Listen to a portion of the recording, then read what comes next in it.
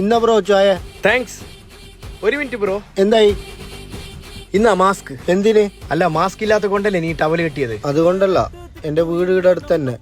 ഞാൻ ഈ ചായപ്പീടികയിൽ പണിയെടുക്കുന്ന എന്റെ ചങ്ങായിമാരെ കണ്ടെങ്കിൽ എന്നെ കളിയാക്കും. അതുകൊണ്ട് ഞാൻ ഈ ടവൽ കെട്ടുന്നത്. നീ എന്ത് പോയി പറയുന്നേ?